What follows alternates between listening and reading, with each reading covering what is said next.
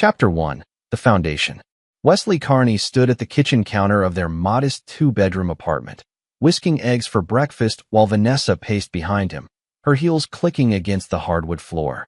She clutched her phone like a lifeline, her perfectly manicured nails tapping out in anxious rhythm. "Doug just texted," she said, referring to her father. "The board meeting is at 9. This is it, Wes. This is finally it." Wesley smiled without turning around. "You've earned it, Van. 5 years of 80-hour weeks." What he didn't say was that those 5 years had cost them something neither could quite name. Vanessa Schmidt had been different when they met 7 years ago, softer, fuller of genuine laughter. Back then, she was a junior analyst at Schmidt and Brennan Industries, the mid-sized manufacturing firm her father had built from nothing. Wesley had been working at a consulting firm, though he'd deliberately chosen a back-office role that kept him out of the spotlight. They'd met at a charity fundraiser. While everyone else networked aggressively, Wesley had been content observing from the bar. Vanessa had approached him, curious about the man who seemed utterly uninterested in the room full of power players. "You're either very confident or very lost," she'd said. "Maybe both," he'd replied, and something in his calm self-assurance had intrigued her. Their courtship had been swift. Wesley had been drawn to her ambition, the fire in her eyes when she talked about business strategy. She'd been drawn to his groundedness, the way he never needed to prove himself to anyone. 6 months later, they were married in a small ceremony that Doug Schmidt had clearly considered beneath his daughter. "I still don't understand what you do exactly," Doug had said at the reception, his tone dismissive as he looked at Wesley's off-the-rack suit. "I solve problems," Wesley had answered simply. The truth was more complex. Wesley Carney had graduated summa cum laude from Wharton with dual degrees in business strategy and behavioral economics. He'd spent 2 years at McKinsey before realizing that the corporate ladder didn't interest him. He had a gift, an almost preternatural ability to see patterns, to understand market dynamics and human psychology in ways that others couldn't. But he'd also watched his own father destroy himself chasing success, dying of a heart attack at 49 in a corner office he'd sacrificed everything to obtain. So Wesley had made a choice. He'd taken a simple job as a logistics coordinator at a warehouse supply company, a position that paid $42,000 a year and required minimal stress. He read voraciously, invested carefully with the modest inheritance from his father, and built a quiet life. When he met Vanessa, he'd been clear about his choices. "I'm not ambitious in the traditional sense," he told her on their 3rd date. "I'm happy with a simple life." She'd kissed him and said, "I have enough ambition for both of us."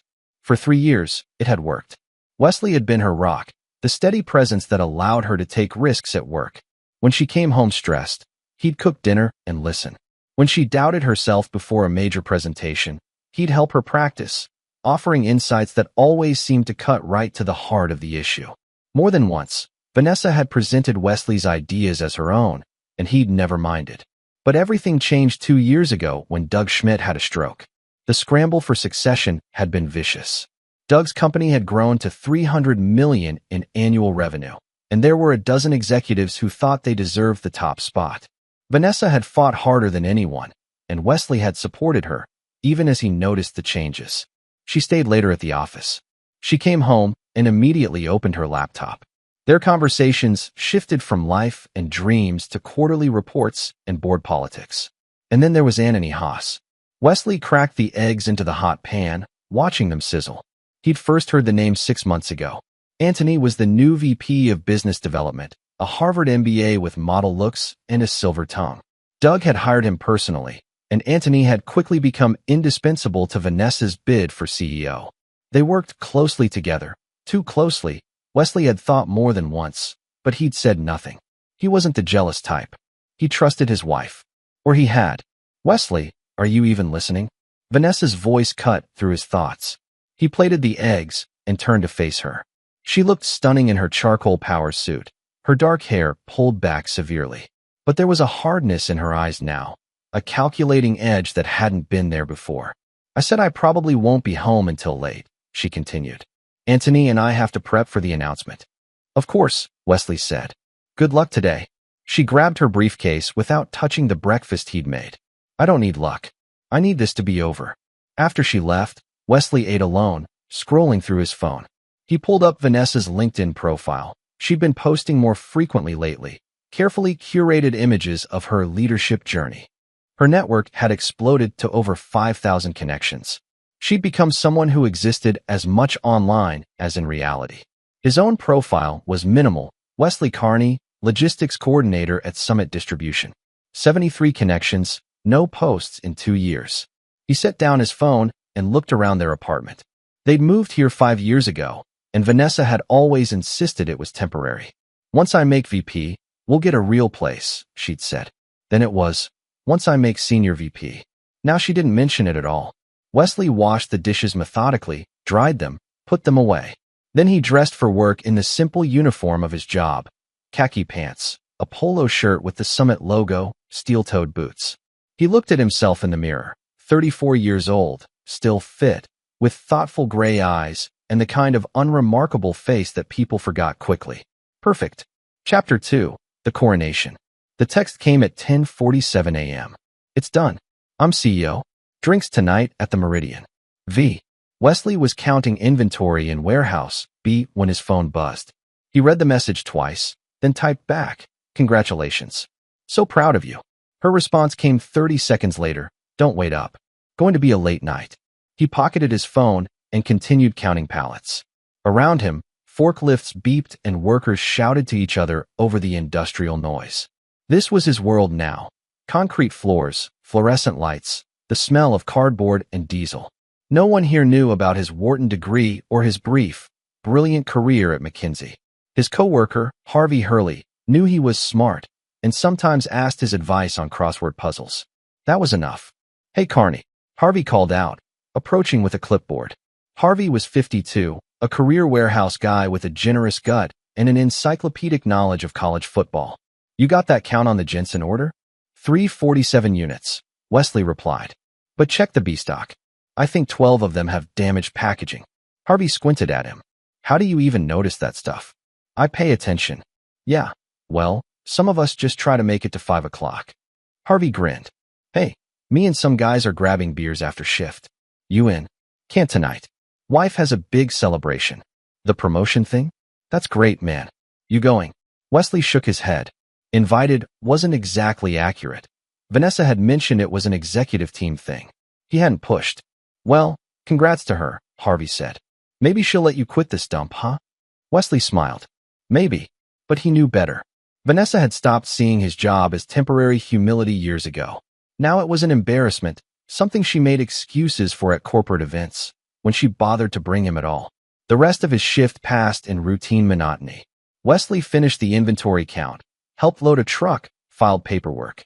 At 5 p.m. sharp, he clocked out and drove home in his aging Honda Civic, another point of contention with Vanessa, who'd started driving a leased BMW last year. At home, he made himself dinner, pasta with vegetables, and ate while reading a book on game theory. Around 9, he texted Vanessa, "How's the celebration?" No response. At 11, he went to bed. He woke at 2:30 a.m. to the sound of the front door opening. Vanessa stumbled in, clearly drunk, laughing at something on her phone. Wesley heard another voice, male, and then Vanessa saying, "Shoo, he's probably asleep." Wesley lay still in the darkness. "Are you sure about this?" the male voice said. "Anthony Haas." "I've never been more sure of anything," Vanessa replied. "I've outgrown him, Tony. I've outgrown this whole life." "Then why wait?" "Because the timing has to be right. I'm CEO now. I can't have any distractions." Wesley heard the sound of kissing, intimate laughter. Then Vanessa's voice, quieter. "Give me a few weeks.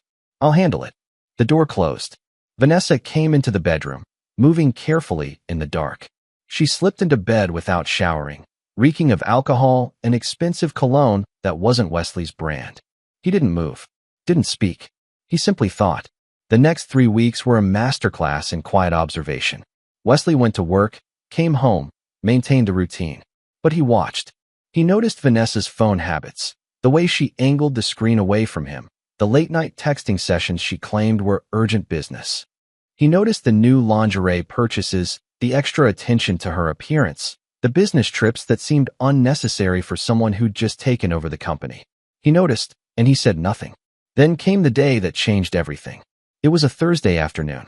Wesley was on break, eating a vending machine sandwich in the warehouse break room. when Harvey stuck his head in. "Carney, you got visitors." Wesley looked up, confused. "Visitors?" "Yeah, some fancy folks out in the lobby. Asking for you."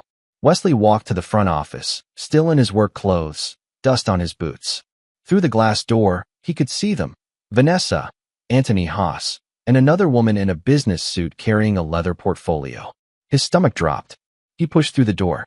The receptionist, Marguerite Bartlett, looked at him with poorly concealed pity. The warehouse manager, Eric Case, stood off to the side with his arms crossed, looking annoyed at the disruption. "Wesley," Vanessa said. Her voice was cold, professional. This was CEO Vanessa, not his wife. "We need to speak with you." "Here," Wesley asked quietly. "It'll only take a moment." She nodded to the woman with the portfolio. "This is Brianna Nunez, my attorney." The world seemed to slow down. Wesley was aware of the warehouse workers who drifted closer, sensing drama. Of Marguerite pretending not to listen. Of Eric checking his watch impatiently. Brianna opened her portfolio and withdrew a manila envelope. "Mr. Carney, I'm serving you with divorce papers on behalf of Mrs. Vanessa Schmidt-Carney." The envelope hung in the air between them. Wesley looked at Vanessa. She met his eyes with something that might have been triumph or relief or both. Beside her, Anthony Haas tried to hide a smirk. "You're serving me at my work?" Wesley said softly. "It's nothing personal," Vanessa replied. "But I needed this done quickly and cleanly. The papers outline a fair settlement. You'll keep the apartment for 6 months, and there's a modest cash payment. Sign page 12 and 15. Wesley took the envelope. His hands didn't shake. He pulled out the papers and scanned them with the same attention to detail he applied to inventory counts. The settlement was insulting. $15,000 and 6 months' rent for 7 years of marriage. But buried in the legalese, he found what he was looking for, a non-contestation clause that would expedite everything if he signed without objection. She wanted this over fast. "Do you have a pen?" Wesley asked. Brianna looked surprised. She'd clearly expected pushback. She handed him a Mont Blanc fountain pen. Wesley flipped to page 12, then 15, and signed his name in quick, neat strokes. "Done," he said, handing back the papers. Vanessa's eyes widened slightly. Whatever reaction she'd expected, this wasn't it. That's it. What else would there be? Wesley met her gaze steadily. "You want a divorce? I'm giving you one." She seemed thrown. "I thought you'd at least." "Vanessa," Wesley interrupted gently. "I've never stopped you from being who you want to be. Why would I start now?" Something flickered across her face. Doubt, maybe, or regret. But Anthony touched her elbow, and the moment passed. "Well," Brianna said, recovering. "That was efficient. The divorce will be final in 60 days. Congratulations on the promotion, by the way," Wesley added. "I mean that. You worked hard for it." Vanessa opened her mouth, closed it. Then she straightened her shoulders and became the CEO again. "Thank you. I hope you find what you're looking for, Wesley." "I already have." They left. Through the glass, Wesley watched them walk to Vanessa's BMW. Anthony said something that made her laugh, and they drove away. Wesley stood there for a moment, aware of the eyes on him. Then he turned to Eric. "Sorry about that." Eric shrugged. "Hey, we've all been there. Take the rest of the day if you need." "I'm fine. I'll finish my shift." He went back to the warehouse. Harvey found him 20 minutes later, sitting on a pallet, staring at nothing. "Jesus, Carney. That was brutal." "Yeah. You okay?" Wesley looked up at his friend, his only friend, really, these past 5 years. "Harvey, can I ask you something?" "Sure, man. Do I seem weak to you? Like a pushover?" Harvey sat down beside him. "Nah. You seem like a guy who knows who he is." "That's different." Wesley nodded slowly. "I'm going to disappear for a while." "What do you mean?" "I mean I'm going to be gone. Completely gone. And I need you to forget you knew me." Harvey frowned. "That sounds ominous." "It's not.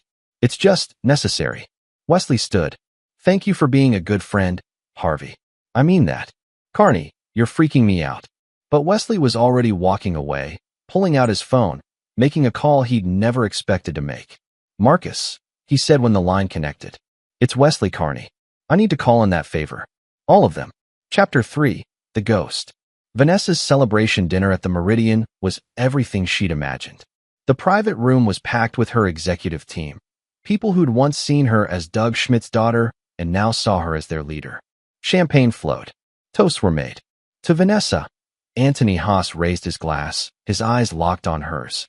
Who proves that vision and courage still matter in American business? To Vanessa, the room echoed. She smiled, feeling the power of the moment. This was her life now. No more going home to a cramped apartment and a husband who'd given up on his potential. No more making excuses for Wesley's lack of ambition at corporate events. She was free. Later, in the bathroom, her best friend Sophie Cuevas, VP of Marketing, cornered her. So you actually did it. Served him at his warehouse. I needed a clean break. Vanessa reapplied her lipstick. Rip off the Band-Aid. That's cold, Van. 7 years of marriage, and you serve him divorce papers at work. He signed them immediately. Didn't even read them. Maybe that should tell you something. Vanessa turned to face Sophie. It tells me I made the right choice. Wesley was an anchor, dragging me down. I need someone who matches my ambition. Someone like Anthony? Maybe. Sophie shook her head. Just be careful. Corporate romances get messy. But Vanessa wasn't worried. She had everything under control. The first sign that something was wrong came 2 weeks later. Vanessa was in her new corner office, Doug's old office, now redecorated, when Brianna Nunez called. We have a problem with the Carney divorce. What problem? He signed everything. He's disappeared. Completely. We need him to file some final paperwork, but he's not at the apartment, not at his job. He quit the day after you served him, and his phone number is disconnected. Vanessa felt a prickle of unease. What do you mean, disappeared? I mean we can't find him. His landlord says he moved out the day after the 60-day waiting period ended. Took everything, paid the lease termination fee, gone. The warehouse says he gave no forwarding address. His bank accounts are closed. It's like he ceased to exist. That's impossible. People don't just vanish. Apparently, Wesley Carney does. After hanging up, Vanessa tried to shake off the strange feeling in her gut. So what if Wesley had moved? Good for him. Maybe he'd finally decided to do something with his life. But the feeling persisted. That night, alone in the luxury condo she now rented in the city, she opened her laptop and searched for Wesley on social media. His LinkedIn was still up, but unchanged. No new job, no new location. His Facebook was deactivated. Instagram, gone. Twitter, never had one. She opened her email and scrolled back through their messages. Hundreds of them, spanning years. She deleted most of them when she filed for divorce, but the oldest remained. She clicked on one from 5 years ago. Van, I know you're stressed about the presentation tomorrow. Remember, you're not selling them features. You're selling them a vision of what they'll become. People don't buy products. They buy better versions of themselves. You're going to kill it. W. She'd used that exact framing in her presentation. It had been a home run. Vanessa closed the laptop, disturbed. Why was she thinking about this? Wesley was her past. She had everything she wanted now. But over the following months, that feeling that something was wrong only grew. Schmidt and Brennan Industries' first quarter under Vanessa's leadership was good, but not great. Revenue was flat. Profits dropped 3% due to supply chain issues that seemed to come out of nowhere. Their key supplier for industrial components suddenly broke their contract, claiming breach of terms that Vanessa's lawyers swore were baseless. It's normal growing pains, Anthony assured her. They were in her office, reviewing the quarterly report. Every new CEO faces headwinds. Dad never had these problems. Your dad also ran things like it was still 1995. You're modernizing. Change creates friction. He was right, of course. Vanessa threw herself into the work even harder. She stayed at the office until midnight most nights. She and Anthony were officially together now, a fact that spread through the company like wildfire and created its own set of complications. Some executives thought it was inappropriate. Others jockeyed to be in Anthony's good graces, hoping it would bring them closer to Vanessa. The second quarter was worse. A major client, Hartwell Manufacturing, abruptly switched to a competitor. When Vanessa demanded to know why, their CEO was blunt. Your quality has slipped, and your prices are no longer competitive. We're not paying a premium for mediocrity. That's insane. Vanessa snapped at her operations team. Our quality is the same as it's always been. But a deep dive revealed troubling patterns. Defect rates were up 12%. Shipping times had increased. Customer complaints were rising. Problems that should have been caught early were slipping through. It's like someone dismantled all our quality controls, her COO muttered. By the end of the year, Schmidt and Brennan's stock price, they'd gone public 5 years earlier, had dropped 18%. The board was asking pointed questions. Doug Schmidt, still recovering from his stroke, called Vanessa from his care facility. "What the hell is happening to my company?" "I'm handling it, Dad." "It doesn't look handled. It looks like you're running it into the ground." The accusation stung because part of Vanessa feared it was true. Year 2 was worse. A product recall cost them $12 million. 3 of their top engineers left for competitors. A lawsuit from a former employee alleging wrongful termination. A case Vanessa was sure they'd win. Somehow produced damning emails that made her look vindictive and unprofessional. "These are taken out of context," she yelled at Brianna. "It doesn't matter. The optics are terrible. We need to settle." The settlement cost another $5 million. Anthony was still supportive, still confident. "Every great CEO faces a crucible," he told her. "This is yours. You'll come through it stronger." But Vanessa wasn't so sure anymore. She'd wake at 3 a.m. in cold sweats, running through problems in her mind, looking for the pattern she knew was there, but couldn't quite see. Then, in year 3, the acquisition offer came. Titan Industrial, a massive conglomerate, approached the Schmidt and Brennan board with a buyout proposal. $20 per share, a 40% premium over current trading price, but 25% below what the stock had been worth when Vanessa took over. The board voted to accept over Vanessa's objections. "You're destroying my father's legacy," she'd shouted at the board meeting. The chairman, an old friend of Doug's, had looked at her sadly. "Your father's legacy was a profitable company. You've given us a struggling one. This offer saves jobs. We're taking it." Vanessa remained as CEO in name, but Titan installed their own management team above her. Anthony was pushed out entirely. Titan had no use for a VP of business development from a company they'd just absorbed. "This is temporary," Anthony told her. "We'll both land on our feet." But Anthony landed faster than Vanessa. Within months, he'd taken a position at another firm and was dating someone new, a younger executive. He and Vanessa had a bitter breakup that was whispered about in business circles. Vanessa found herself alone, her authority stripped, her reputation damaged. And still, in the back of her mind, a question echoed. What happened to Wesley? Year 4 brought the clearest sign, yet that something was deeply wrong. Vanessa was scrolling through LinkedIn late one night. She did this often now, a nervous habit, when she decided to search for Wesley. Maybe he'd finally updated his profile. Maybe she could see what he was doing, reassure herself that he was fine, that his disappearance had been normal. His profile came up, Wesley Carney, logistics coordinator at Summit Distribution. But something was different. The connection request number had changed. It now showed 847 pending. Vanessa frowned. That couldn't be right. Wesley had never been active on LinkedIn. She clicked on the profile, but it was as sparse as ever. No new information, no posts, nothing. But 847 people had tried to connect with him. She clicked on her own messages with Wesley. Their last exchange was from 5 years ago, right before the divorce. But above that, grayed out, were dozens of messages. You have 847 unopened messages from Wesley Carney. Her heart began to pound. She clicked. The messages flooded her screen. Please call me. We need to talk. Wesley, 3 days after the divorce was filed. Vanessa, I understand you're angry, but we should discuss this rationally. 1 week later. I'm willing to work on things if you are. We built something together. It doesn't have to end like this. 2 weeks. I miss you. Whatever I did to make you give up on us, I'm sorry. 3 weeks. I don't understand what happened. Can we please just talk? 1 month. The messages continued, growing more desperate, more confused, more hurt. Wesley begging her to reconsider. Wesley saying he'd change. Wesley asking what he'd done wrong. Vanessa felt cold. She'd never received these messages. She'd never seen them. But they'd been sent. Every single one. The last message was dated 4 years and 11 months ago. I understand now. You've made your choice, and I have to respect it. I hope you find what you're looking for, Vanessa. I really do. But I also hope that someday you realize what you gave up. Not me. That doesn't matter anymore. But the person you used to be.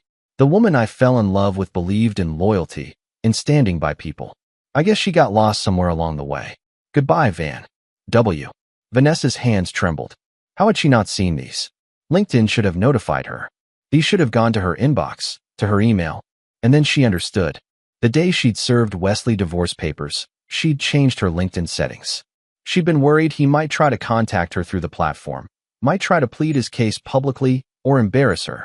So she'd adjusted her privacy settings to automatically reject connection requests from certain people and filter their messages. She'd blocked him, and then forgotten she'd done it. For 5 years, Wesley had been sending her messages, pleading with her, and for 5 years, she'd never known. Vanessa closed her laptop and walked to her window, looking out over the city lights. Somewhere out there, Wesley Carney existed, living a life she knew nothing about, being a person she'd thought she understood but clearly never had. For the first time since filing for divorce, Vanessa let herself wonder, what have I done? Chapter 4, The Rising. 5 years earlier, on the day Wesley Carney walked out of Summit Distribution for the last time, he made 3 phone calls. The first was to Marcus Webb, his former mentor from McKinsey. Marcus had gone on to found Webb Strategic Consulting, a boutique firm that advised Fortune 500 companies on market positioning and competitive strategy. Wesley Carney. Marcus's voice was warm with surprise. It's been what, 6 years? 7. I need a favor. Name it. I need to disappear completely. New identity, clean break. And then I need work. There was a pause. What happened? My wife just served me divorce papers at my warehouse job in front of my coworkers. Jesus. I'm sorry. Don't be. I'm not. Wesley's voice was calm, almost eerily so. But I'm done being invisible for the wrong reasons. I want to be invisible for the right ones. I can help with both. Come to New York. The second call was to his bank, liquidating accounts and transferring funds to new ones under a corporate entity he'd established years ago, a little foresight that was about to pay dividends. The third call was to a private investigator named Leopoldo Turner, a former FBI agent who specialized in deep background research. I need you to investigate Schmidt and Brennan Industries, Wesley said. Every executive, every financial irregularity, every skeleton in every closet. And I need it to be thorough, legal, and absolutely airtight. That's a big job. Time frame. Take as long as you need to do it right. I'm playing a long game. Wesley's transformation began in a bland corporate apartment in Manhattan. Marcus set him up with a new consulting identity, not a fake ID, but rather a professional restructuring. Wesley Carney became a silent partner in Webb Strategic, working under non-disclosure agreements that kept his name out of public reports. You're a ghost consultant, Marcus explained. You do the analysis, I present it to clients. We split the fees 60-40 in your favor because, frankly, you're better at this than I ever was. Why are you helping me? Marcus leaned back in his chair. Because 6 years ago, you gave me the strategy that saved my biggest client, and you asked for nothing in return. You said you didn't want credit. I didn't understand it then, but I respected it. Now I understand. You're someone who plays the long game. Wesley nodded slowly. The long game is the only one worth playing. For the next 6 months, Wesley worked 20-hour days. He pored over financial reports, market analyses, and competitive intelligence. He reconnected with old contacts from his Wharton days, people who'd become hedge fund managers, private equity partners, and corporate raiders. He attended industry conferences using Marcus's credentials, listening carefully to gossip about Schmidt and Brennan Industries. What he learned confirmed his suspicions. Vanessa hadn't earned her CEO position through merit alone. Doug Schmidt had essentially handed it to her, overruling several board members who'd preferred other candidates. The company was stable but not innovative, profitable but not growing. It was ripe for disruption. More interesting was what Leopoldo Turner uncovered about Anthony Haas. This guy's a snake, Turner reported 6 months into his investigation. He's worked at 4 companies in 8 years, and he leaves a trail of chaos everywhere. At his last firm, he allegedly had an affair with the CEO's wife, contributed to a messy divorce, and was quietly paid out to leave. Before that, he was investigated, though never charged, for insider trading. He's smart, charismatic, and completely without ethics. What about his relationship with Vanessa? Started 3 months before she filed for divorce. They were careful, but not careful enough. I have hotel receipts, matching travel schedules, the works. Wesley stared at the evidence, feeling nothing. Not anger, not hurt, just cold clarity. Vanessa hadn't fallen out of love with him. She'd been seduced by someone who saw her as a stepping stone to power. What do you want me to do with this? Turner asked. Nothing. Yet. Keep digging. I want to know everything about Schmidt and Brennan's vulnerabilities. Wesley's first move came 14 months after the divorce. He'd identified Schmidt and Brennan's primary supplier for industrial components, a company called Vertex Manufacturing. Vertex was family-owned, struggling with debt, and desperately needed a buyer. Wesley's newly formed investment company, Kearney Capital Holdings, a name he chose deliberately, knowing Vanessa would never connect it to him, made them an offer they couldn't refuse. The acquisition gave Wesley control over Schmidt and Brennan's supply chain. He didn't cut them off immediately. That would be too obvious. Instead, he instituted quality improvements that slowed production and increased costs. He introduced new inspection protocols that caught defects which had previously been considered acceptable. He changed shipping schedules in ways that were technically more efficient but created bottlenecks for Schmidt and Brennan specifically. "We're just following industry best practices," his operations manager at Vertex would say when Schmidt and Brennan complained. But the effect was devastating. Schmidt and Brennan's costs rose, their quality metrics suffered, and their reputation began to tarnish. Vanessa never knew what hit her. Wesley's second move was more elegant. Through his network of former McKinsey colleagues, he learned that Hartwell Manufacturing, one of Schmidt and Brennan's biggest clients, was unhappy with their service but locked into a long-term contract.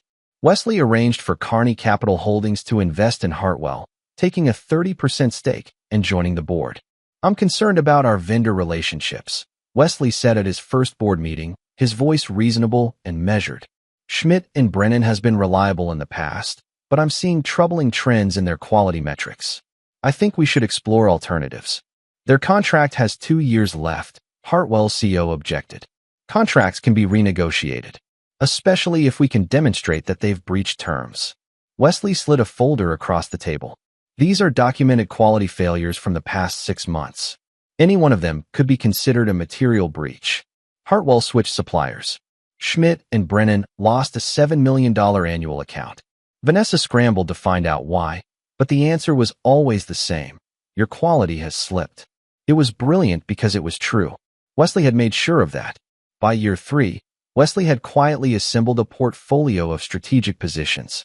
He owned companies in Schmidt and Brennan's supply chain. He had stakes in their competitors. He had relationships with their clients. He was everywhere and nowhere, a ghost in the machine of American industry. He also began to build his own reputation, under the Web Strategic umbrella, never his own name, as one of the most insightful strategists in the consulting world.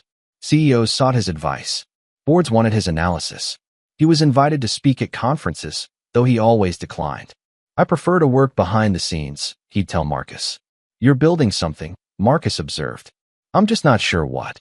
"Leverage," Wesley replied. "I'm building leverage." The meeting with Titan Industrial came in year 4. Wesley had been tracking them for months, a massive conglomerate always hungry for acquisitions. He reached out through intermediaries, arranged a dinner with their CEO, Kenton Ritter. "I understand you're looking to expand in the industrial manufacturing sector," Wesley said over steaks at a midtown restaurant. "Always. You have a target in mind." Schmidt and Brennan Industries.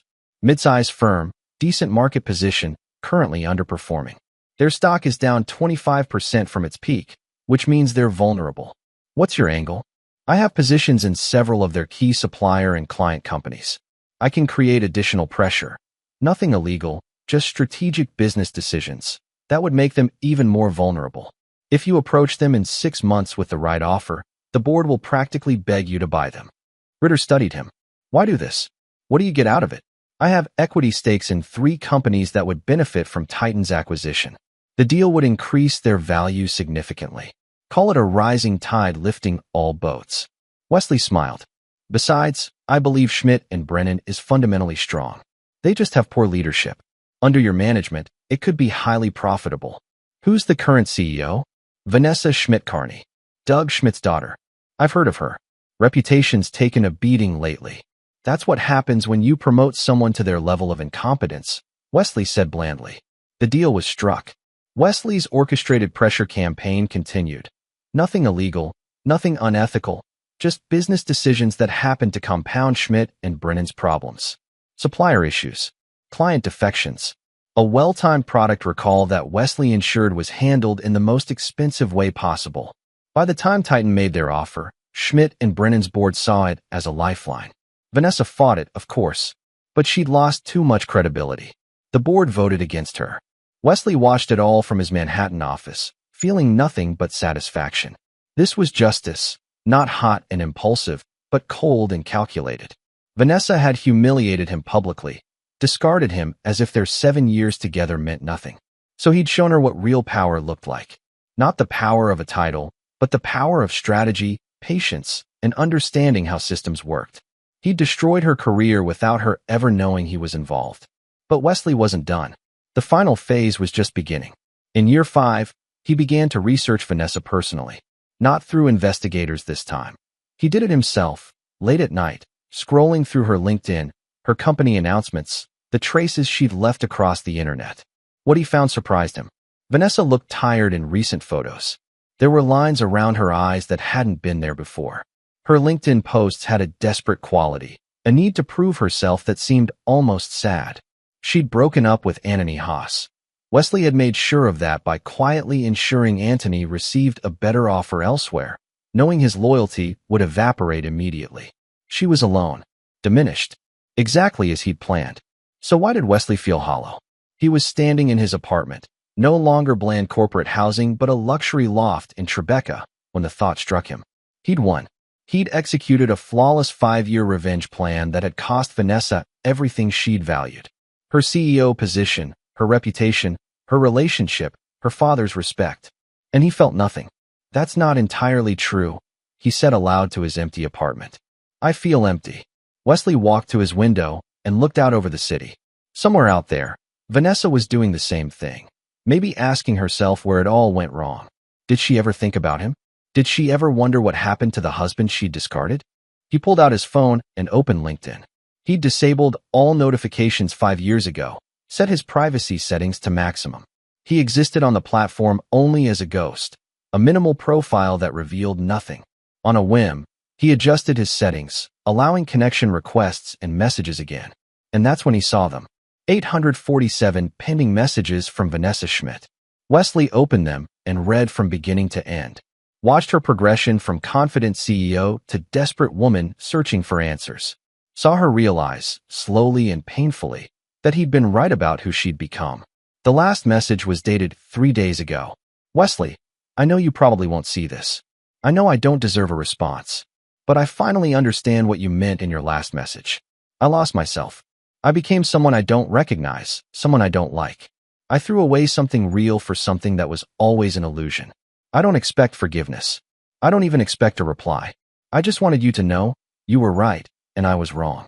About everything. Vanessa. Wesley closed the app and set down his phone. The apartment felt very quiet. Tomorrow, he would make a decision about what came next. But tonight, he just sat in the darkness, thinking about the cost of victory. Chapter 5. The Discovery.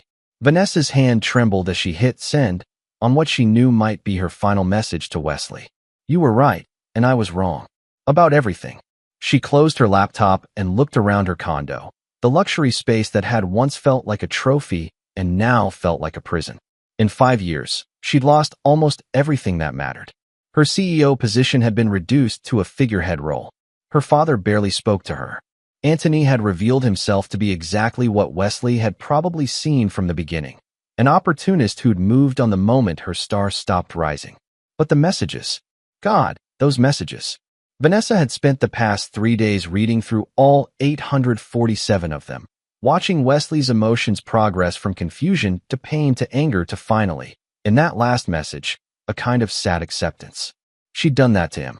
She'd taken a good man who'd loved her and treated him as disposable. The worst part was realizing that Wesley hadn't just been a supportive husband. Reading back through old emails and conversations, she saw patterns she'd missed before. The brilliant insights he'd shared that she'd presented as her own ideas. The strategic thinking that had helped her navigate corporate politics. The emotional intelligence that had allowed her to read people and situations. Wesley hadn't been an anchor. He'd been her secret weapon, and she'd thrown him away the moment she thought she didn't need him anymore.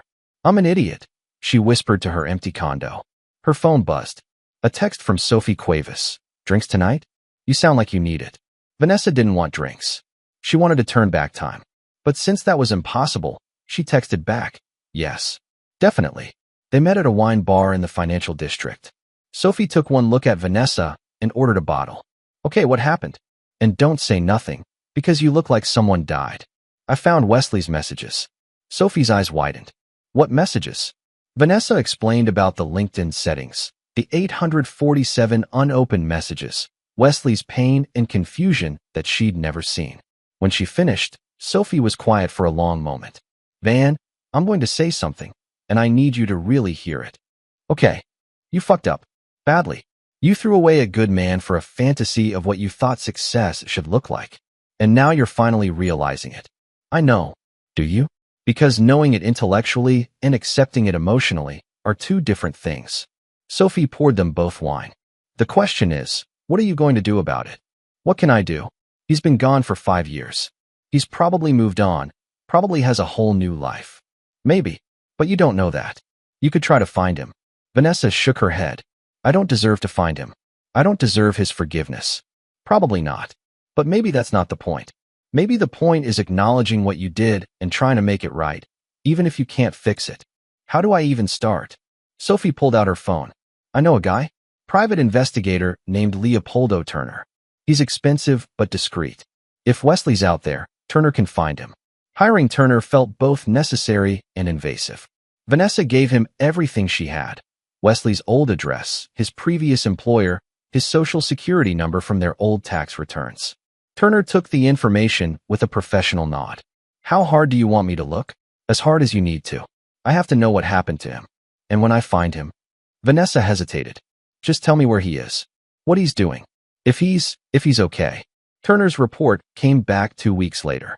Vanessa met him at a coffee shop, her stomach in knots. This is interesting, Turner began, sliding a folder across the table. Wesley Carney essentially disappeared the day your divorce was finalized. Closed his bank accounts, quit his job, moved out of his apartment. No credit card activity, no social media presence, nothing. So he's just gone? Not exactly. I found some interesting connections. Turner pulled out a document. About 6 months after he disappeared, a new investment company was registered in New York, Carney Capital Holdings. The registration lists Wesley Carney as the primary stakeholder. You, Vanessa whispered. Me. For 7 years, I was your invisible partner. I didn't mind. I loved you, and I wanted you to succeed. But then you decided I was an anchor. Deadweight. So I stopped helping.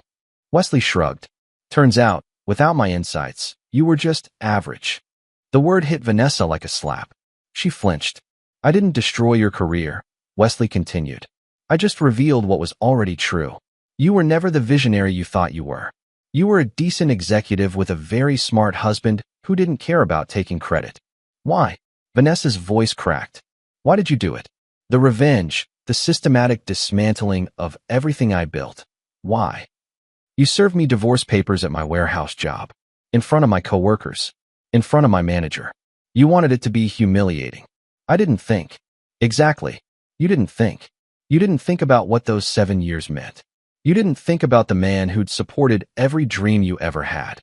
You didn't think about anything except getting free as quickly as possible so you could be with Anthony Haas. Wesley's voice remained steady, but there was steel beneath it. So I showed you what thinking actually looks like. Strategic thinking. Long-term thinking. The kind of thinking that wins. Tears were streaming down Vanessa's face now. I'm sorry. Wesley, I'm so sorry. Are you? Or are you sorry you got caught? Sorry you lost? Both, Vanessa admitted. I'm sorry for both. But I'm also sorry for who I became. For what I threw away. For not seeing you. Really seeing you. Until it was too late. Wesley studied her. This was the moment he'd imagined for 5 years. Vanessa broken, apologizing, finally understanding what she'd lost. He should feel triumphant. He should feel vindicated. Instead, he just felt tired. I read your LinkedIn messages, he said quietly. All 847 of them. Vanessa's eyes widened. You saw them? I only just enabled notifications last week. But yes, I read them. Front to back. Then you know. I know you were desperate. I know you wanted me to save you again. Wesley's expression was unreadable. But here's the thing. Vanessa, I'm not that person anymore. The Wesley who would have dropped everything to help you? He died the day you served him divorce papers. The man sitting across from you now? He's someone different. I understand. Do you? Because I don't think you do. Wesley leaned back. I've spent 5 years building a life that doesn't revolve around you. I've built a company, made real friends, found work that actually challenges me. I'm not the man you discarded. I'm better. I know. I can see that. Then what do you want from me? Vanessa was quiet for a long moment. Forgiveness, maybe. Or just acknowledgement that I understand what I did. That I see you now in a way I didn't before. And if I gave you that forgiveness, what would you do with it? Nothing. There's nothing to do. We're divorced. You've moved on. Vanessa wiped her eyes. I just needed you to know that you were right. About me. About what I'd become. About all of it. Wesley watched her, this woman he'd once loved, now reduced to tears in a coffee shop. He'd won. He'd achieved everything he'd set out to do. So why did it feel so hollow? I forgive you, he said finally. Vanessa looked up, shocked. What? I forgive you. Not because you deserve it, but because I'm tired of carrying this around. Wesley stood. But forgiveness doesn't mean reconciliation. It doesn't mean we're friends. It just means I'm done with the anger. Wesley, wait. Goodbye, Vanessa. He walked out of the Gray Lady, leaving her sitting alone at the table. Outside, the afternoon sun was bright, and Manhattan hummed with its usual energy. Wesley took a deep breath, feeling something he hadn't felt in 5 years. Peace. It was over. Or so he thought. Chapter 7. The Unraveling. 3 weeks after his meeting with Vanessa, Wesley received an unexpected call from Kenton Ritter. We have a problem with the Schmidt and Brennan integration. Wesley had been reviewing quarterly reports for his portfolio companies, enjoying a quiet Saturday morning. What kind of problem? The kind that might unravel the entire acquisition. Can you come to my office? This isn't something I want to discuss over the phone. An hour later, Wesley sat across from Ritter in Titan Industrial's executive suite. The older man looked grim. We've discovered irregularities in Schmidt and Brennan's books. Significant ones. Wesley frowned. What kind of irregularities? Vanessa's heart began to race. An investment company? It's bigger than it sounds. Carney Capital has made numerous acquisitions over the past 5 years. They own stakes in at least 15 companies across various sectors. Manufacturing, logistics, consulting. The portfolio is sophisticated and extremely strategic. How much are we talking about? Conservative estimate? The holdings are worth about $40 million. But that's just what I can verify publicly. Vanessa felt lightheaded. 40 million? That's impossible. Wesley was a logistics coordinator making $40,000 a year. Was he, though? Turner pulled out more documents. I did some digging into his background. Did you know your ex-husband graduated summa cum laude from Wharton? That he worked at McKinsey for 2 years before you met him? I knew he went to Wharton. I didn't know about McKinsey. He was apparently very good at his job. Left by choice, not necessity. Took a position at Summit Distribution that was way below his qualifications. Turner looked at her steadily. Mrs. Schmidt, I think your ex-husband was deliberately living below his potential. And when you left him, he stopped. Vanessa's mind reeled. All those years, Wesley had been brilliant, and she'd never really seen it. She'd thought she was the ambitious one, the one with potential. But Wesley had been playing a different game entirely. There's more, Turner continued. You're not going to like this part. Tell me. Carney Capital owns Vertex Manufacturing. That's your primary supplier, the one that's been causing quality control issues for 3 years. Vanessa's blood ran cold. What? They also have significant stakes in 3 of your former clients, the ones who left for competitors. And, Turner paused. They were an instrumental investor in Titan Industrial's acquisition of your company.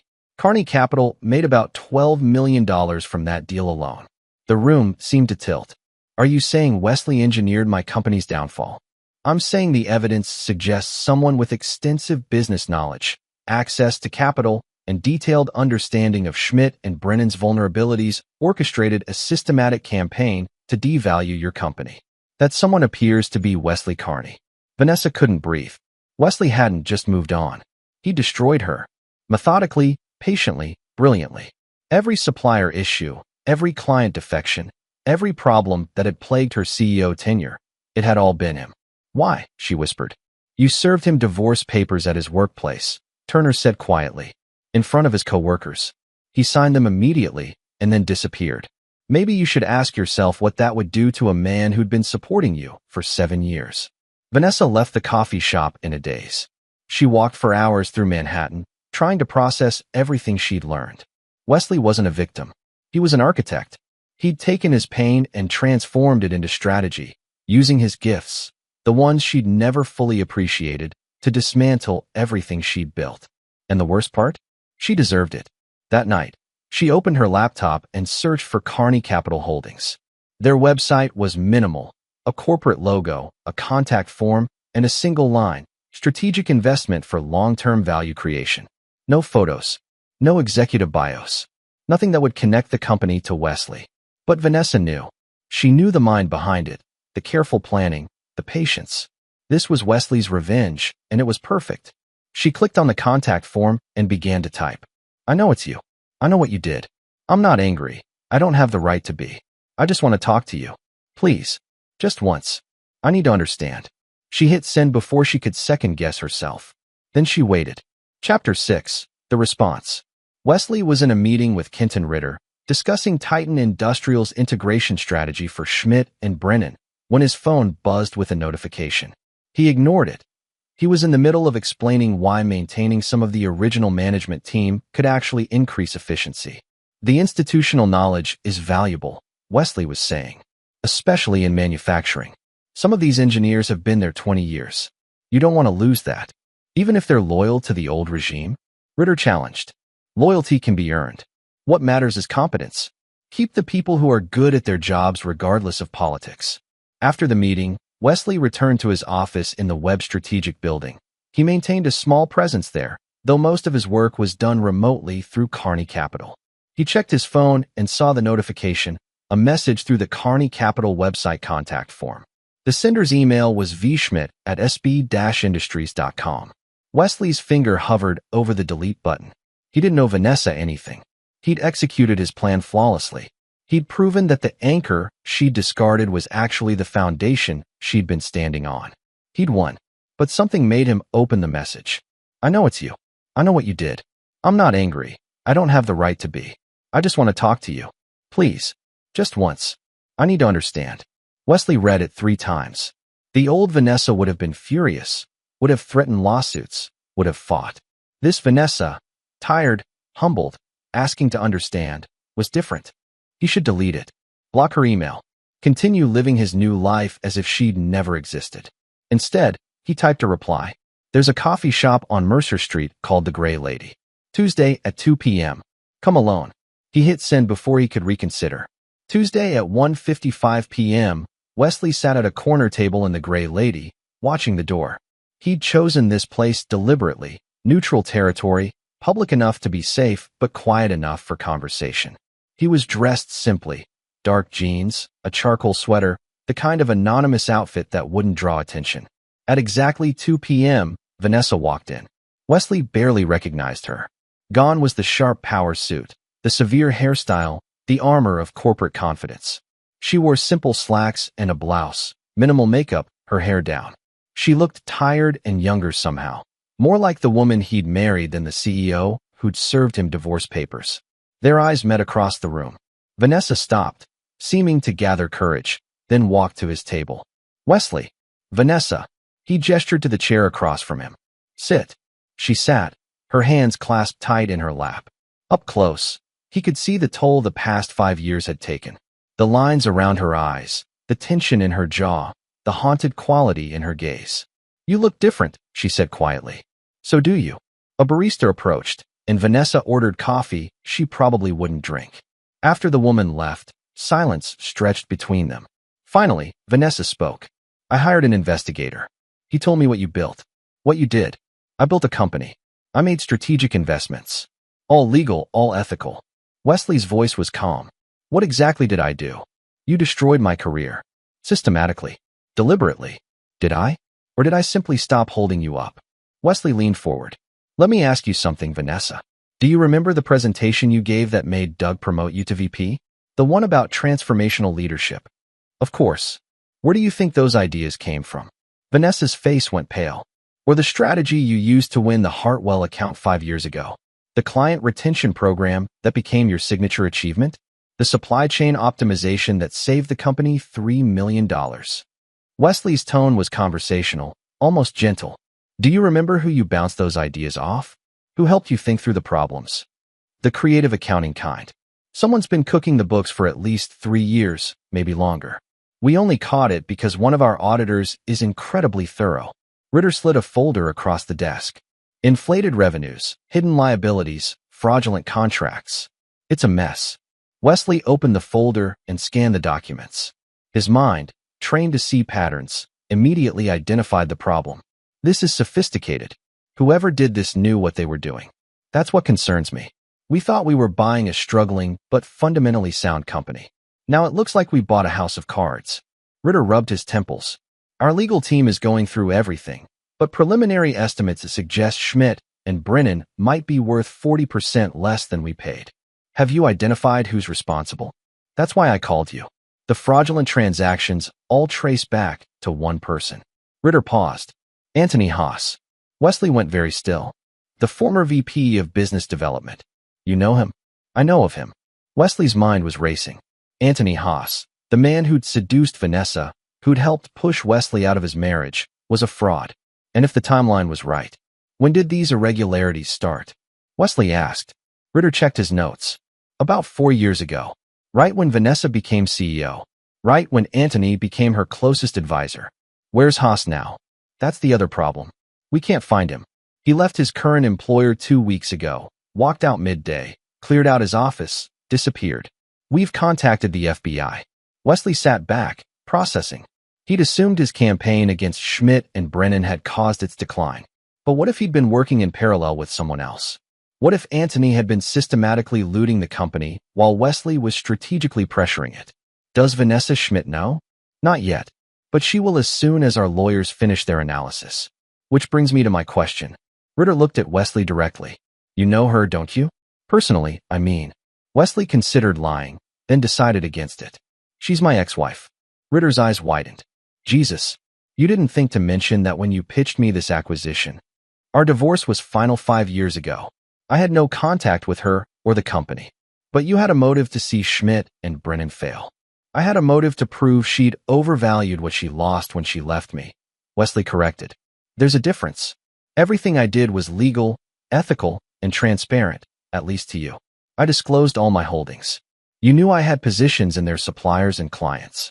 But I didn't know you were personally connected. Wesley met his gaze steadily. Would it have mattered? The business case was sound. Your own analysts confirmed that Schmidt and Brennan was overvalued and poorly managed. My personal history didn't change those facts. Ritter was quiet for a long moment. No, I suppose it didn't. He sighed. This is going to be a nightmare. The board is already asking questions. If this fraud becomes public, our stock is going to take a hit. How bad is it really? Bad enough that we might have to write down the entire acquisition. We're talking about potential criminal charges, shareholder lawsuits, regulatory investigations. Ritter looked exhausted. And at the center of it all is your ex-wife, who either knew about the fraud and said nothing, or was too incompetent to notice. Wesley felt an unexpected pang. Vanessa had been many things, arrogant, ambitious, cruel, but she wasn't a criminal. And she definitely wasn't incompetent enough to miss fraud this extensive unless someone had been actively hiding it from her. I don't think she knew, Wesley said slowly. Why not? Because Vanessa's blind spot was never dishonesty, it was trust. She trusted the wrong people. Wesley stood. Let me look at these documents more carefully. If Haas was running a fraud, there will be patterns. I can help you find them. Why would you help? This isn't your problem. Because if Schmidt and Brennan goes down in flames, it hurts Titan, which hurts my investment portfolio. Wesley picked up the folder. And because someone needs to make sure the right person gets blamed for this. Wesley spent the next 72 hours buried in financial records. He worked from his apartment, surrounded by spreadsheets and documents, tracing every suspicious transaction back to its source. What he found was damning. Anthony Haas had been running a sophisticated embezzlement scheme from the day he joined Schmidt and Brennan. Fake vendors, inflated contracts, kickback schemes. He'd hidden it all beneath layers of legitimate business operations. The fraud had started small, but accelerated dramatically after Vanessa became CEO and began relying on Anthony for everything. But there was more. Wesley discovered that Anthony had been systematically framing others for his crimes. Several of the fraudulent transactions included digital signatures that belonged to other executives, including Vanessa. The forgeries were good, but not perfect. To a casual observer, it would look like multiple people were involved. To someone who knew what to look for, it was clear Anthony had been building insurance, creating scapegoats in case he got caught. Vanessa was his primary scapegoat. If this went to trial, if prosecutors built a case based on the surface evidence, Vanessa would end up in federal prison while Anthony disappeared with millions. Wesley stared at his computer screen, feeling a familiar coldness settle over him. 5 years ago, he would have celebrated this. Vanessa losing everything, her career, her freedom, her father's legacy, would have seemed like perfect justice. But that was before the coffee shop, before he saw her broken and apologetic, before he'd said, "I forgive you," and meant it. He picked up his phone and called Leopoldo Turner. "I need you to find someone. Fast." While Turner hunted for Anthony Haas, Wesley called Vanessa. She answered on the first ring. "Wesley, we need to talk. In person. Now." "What's wrong?" "Everything. I'm sending you an address. Get there in 30 minutes. He hung up before she could respond. They met at Wesley's apartment, the first time Vanessa had seen where he lived. She walked into the Tribeca loft, her eyes widening at the space, the floor-to-ceiling windows, the expensive but understated furnishings. "This is where you've been living? Focus, Vanessa. We have a bigger problem." Wesley gestured to his dining table, which was covered in documents. Titan discovered fraud in Schmidt and Brennan's books. Extensive fraud, going back years. The color drained from Vanessa's face. "What? Anthony Haas has been embezzling from your company since before you became CEO. Fake vendors, inflated contracts, kickbacks. He's stolen at least $8 million. That's impossible. I would have seen. He made sure you didn't." "And Vanessa?" Wesley's voice was gentle. "He framed you for it." He showed her the documents, walking her through each piece of evidence. As the reality sank in, Vanessa sank into a chair. "I trusted him," she whispered. "With everything. I know. The FBI is going to arrest me, aren't they? They're going to think I was part of it. Probably. Unless we find Anthony first and prove you were a victim, not a co-conspirator." Vanessa looked up at him, confused. "Why are you helping me? I destroyed your life." "You tried," Wesley corrected. "But I rebuilt. And now I have a choice. Let you go to prison for crimes you didn't commit, or help catch the person who actually committed them. Why would you choose to help?" Wesley was quiet for a moment. "Because revenge is only satisfying if the right person suffers. Anthony seduced you, used you, and set you up to take the fall while he walked away rich. That's not justice. That's just another crime." Tears were streaming down Vanessa's face again. "I don't deserve your help." "No, you don't. But I'm giving it anyway." Wesley pulled out his phone. "I have someone looking for Anthony. When we find him, we're going to make sure everyone knows exactly what he did. And if we can't find him, we will. I'm very good at finding people who don't want to be found." Chapter 8. The Hunt. Leopoldo Turner called back 6 hours later. "I found him. Or at least, I found his money." Wesley put the call on speaker so Vanessa could hear. "Where?" "Cayman Islands. Multiple accounts under shell companies, but the patterns match Haas's previous work. He's not just a thief, he's done this before." "Can you trace the companies back to him?" "Already did. Bank records show he opened the accounts 3 years ago and has been making regular deposits ever since. We're talking about $9 million across 4 accounts." Wesley and Vanessa exchanged glances. $9 million, more than Turner's initial estimate. "Where is he physically?" Wesley asked. "That's trickier. He's been careful about not leaving digital footprints. No credit card purchases, no plane tickets under his name. But," Turner paused, "I have a source at one of the Cayman banks. For the right price, they can tell us if Haas has visited in person to access the accounts." "Pay it," Wesley said immediately. Turner called back 3 hours later. "He's there. Flew in 4 days ago under a fake passport. Amateur work, honestly, and rented a beachfront villa under the name Thomas Brennan. He's been going to the bank every morning at 10. Wesley checked his watch. It was 6 p.m. in New York, which meant 6 p.m. in Grand Cayman. "Can your source get us information on his security setup?" "You're not actually planning to go down there." "I'm planning to do exactly that. Vanessa's looking at federal charges if we don't bring Haas back. The FBI won't extradite him fast enough, if they can do it at all, given his fake identity and the time it'll take to build a case. We need him to come back voluntarily. Or involuntarily," Turner said dryly. "I prefer to think of it as aggressive persuasion." 24 hours later, Wesley and Vanessa were on a private plane to Grand Cayman. Wesley had chartered it through one of his shell companies. Untraceable, discreet. Vanessa sat across from him, still looking shell-shocked.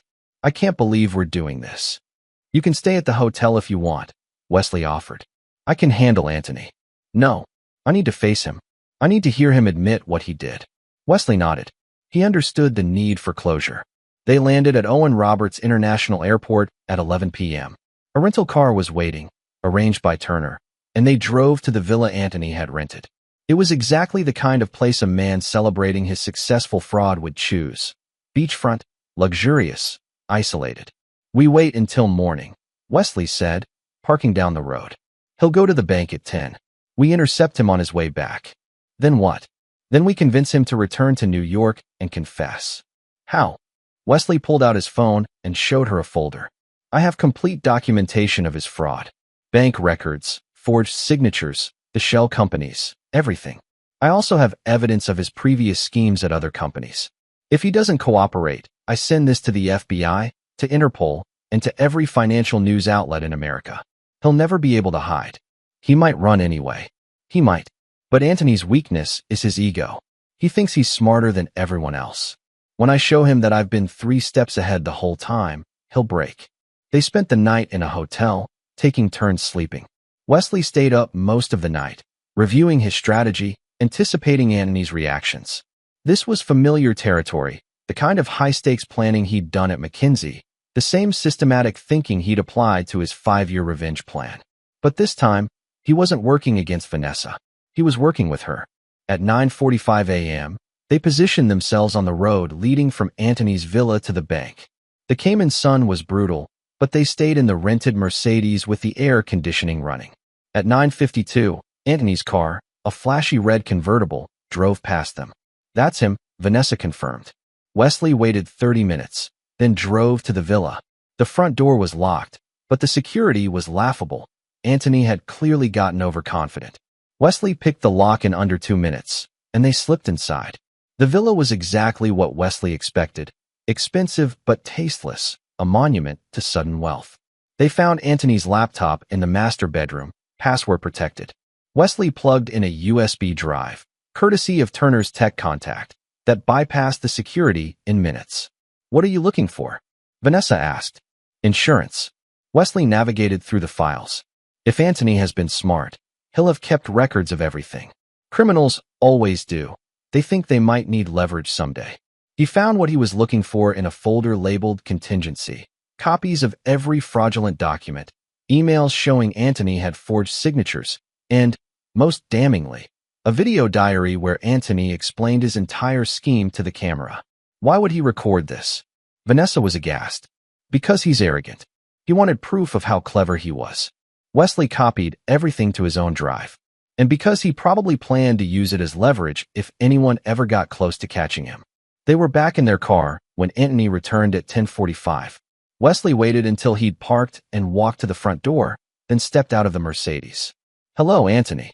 Anthony spun around, his face going from confusion to recognition to fear in seconds. Wesley? What the fuck? We need to talk. Anthony's eyes darted to the road, calculating escape routes. Wesley saw the moment he considered running and crushed it. I wouldn't.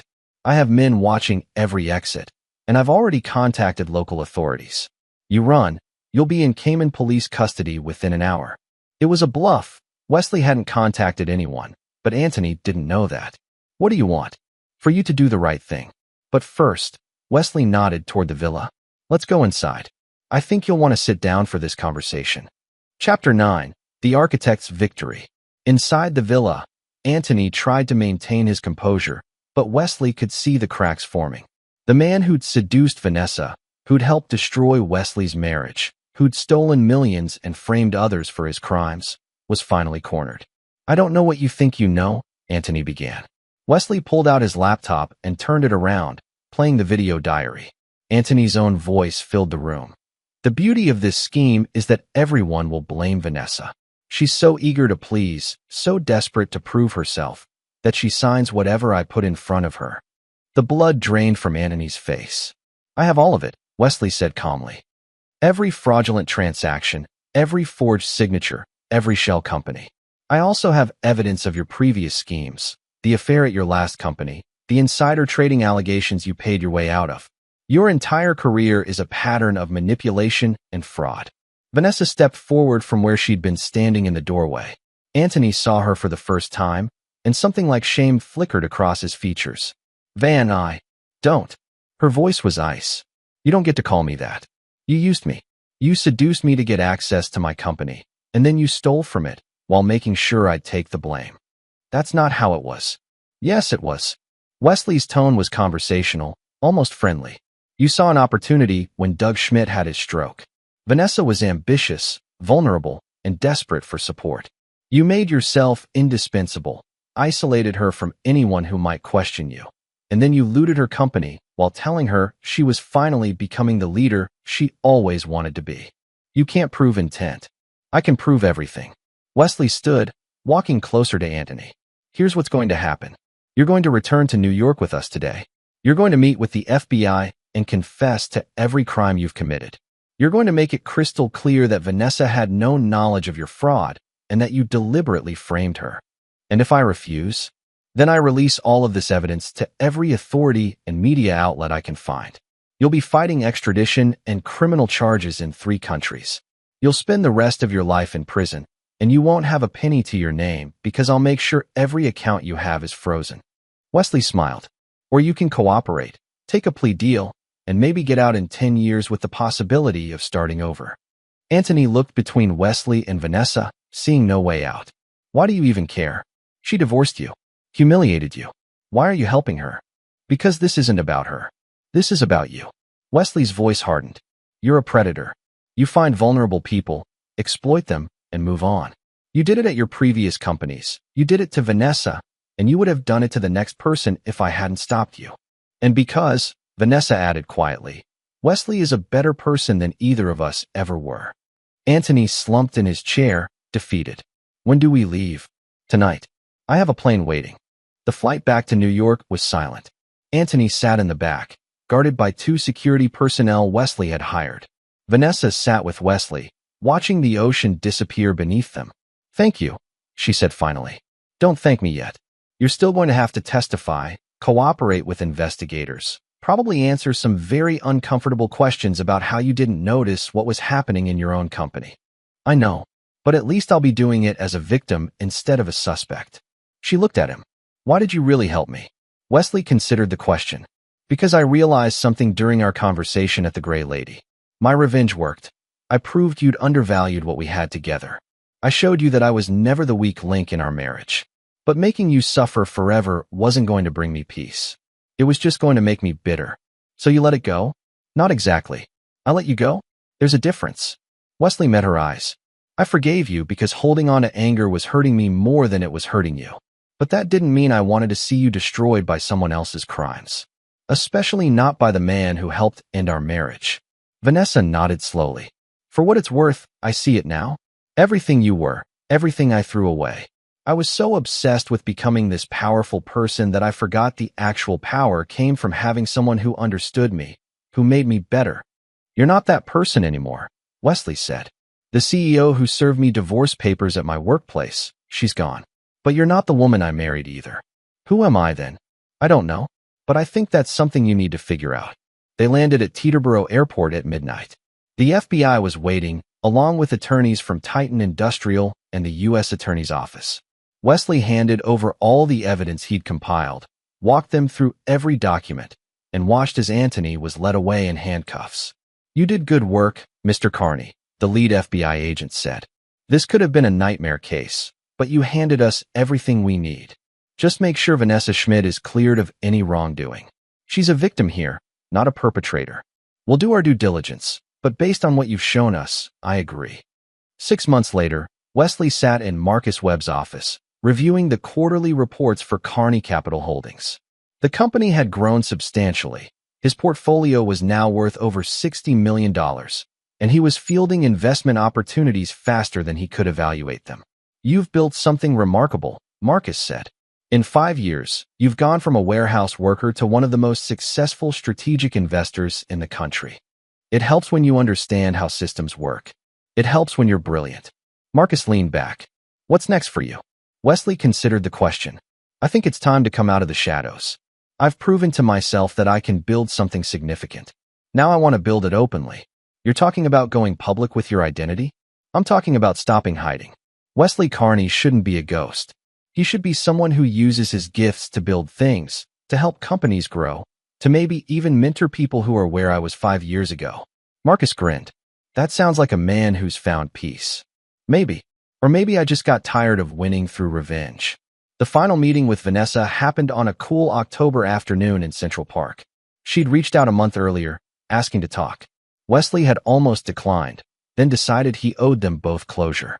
They met at Bethesda Fountain, the same place they'd had one of their first dates 7 years earlier. Vanessa looked different again. Not the CEO, not the broken woman from the coffee shop, but someone in between.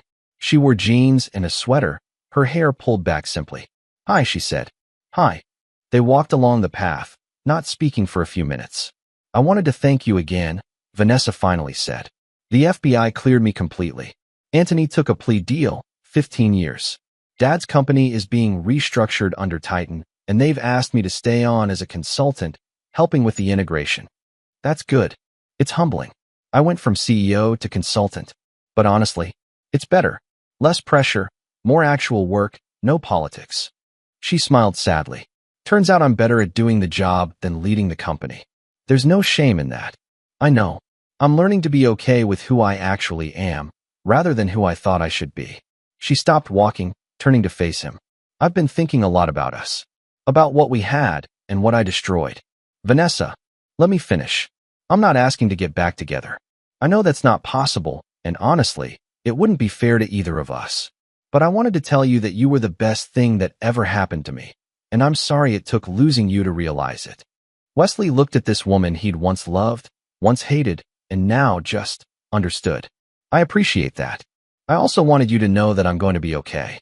Not because of my career or my father's company, but because I'm finally learning to stand on my own. Really on my own, not on someone else's achievements or ideas. Good. That's how it should be. They walked a bit more, the autumn leaves crunching under their feet. Can I ask you something? Vanessa said. That 5-year plan, the systematic dismantling of everything I built, did it make you happy? Wesley thought about it honestly. At first, yes. Every supplier problem, every lost client, every hit to your reputation felt like justice. But by the end, no. It just felt empty. Victory through revenge is hollow. So what does victory feel like? This. Wesley gestured around them. The park, the city, the life he'd built. Building something real. Using my gifts for creation instead of destruction. Helping you expose Anthony not because I wanted revenge on him, but because it was the right thing to do. Vanessa smiled, a genuine smile. You really are better than both of us ever were. I'm just someone who figured out that the best revenge isn't destroying your enemies. It's becoming so successful that you stop thinking of them as enemies at all. They said goodbye at the edge of the park. Vanessa walked one direction, back to her consulting work and her rebuilding life. Wesley walked the other, toward the Web Strategic building where his office waited. His phone buzzed, a new investment opportunity, a company that needed strategic guidance. Wesley opened the file, his mind already analyzing patterns, seeing possibilities. This was who he was, not an anchor, not a ghost, not even a revenge seeker.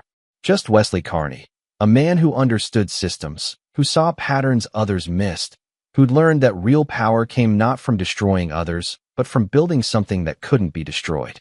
He smiled and headed back to work. There were companies to build, people to help, and a future to create. The quiet man's gambit had paid off, not through revenge, but through becoming someone who didn't need it anymore. This is where our story comes to an end. Share your thoughts in the comments section. Thanks for your time. If you enjoy this story, please subscribe to this channel. Click on the video you see on the screen, and I will see you there.